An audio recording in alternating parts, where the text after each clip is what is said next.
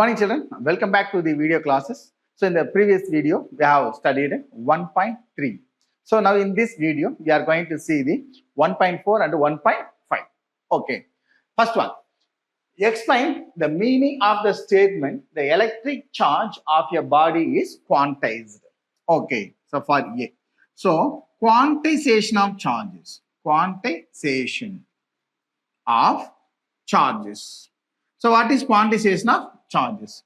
The fundamental unit of charge E is the charge carried by the electron.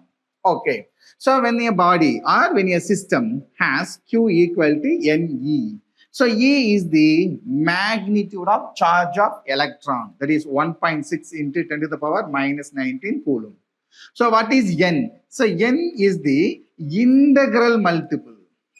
Integral multiple. So what is the meaning of integral multiple? It may be 1, 2, 3, 4, like that it goes. Okay.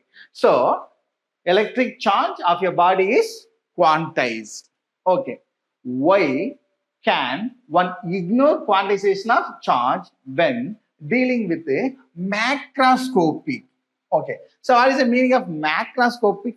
In 11th standard you may study it in the first lesson, that is microscopic and a macroscopic, or what are the differences between microscopic and macroscopic.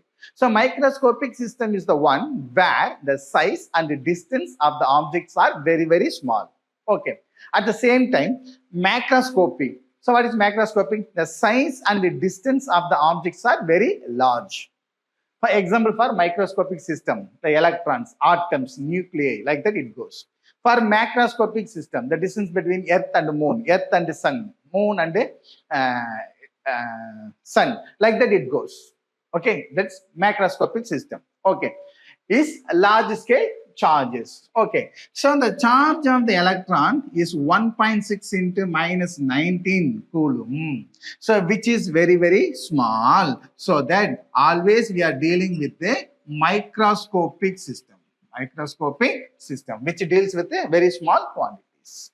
Okay, do you get it now? Do you any doubts? No doubts. Next one, when a glass rod is rubbed with silk. Okay, so when the glass rod is rubbed with a silk. Okay, so let us consider a glass rod and a silk cloth.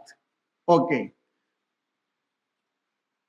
so 1, 2, 3, 4. It has 4 positive charges. 1, 2, 3, 4.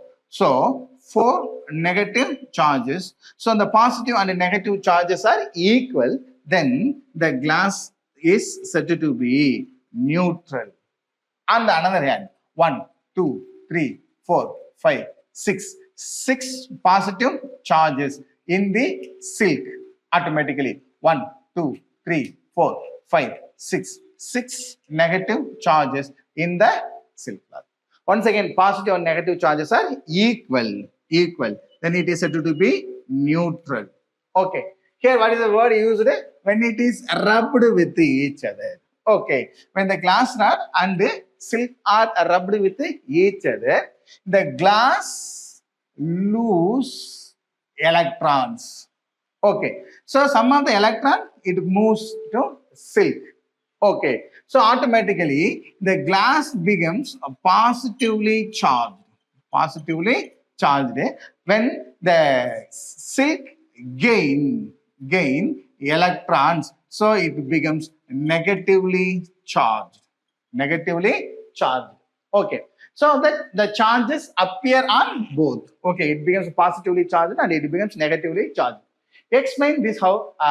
Explain how the observation is consistent with the law of conservation of charge. So what is the law of conservation of charge? Charges can neither be created nor be destroyed. It can be transferred from one system to another system in an equivalent amount.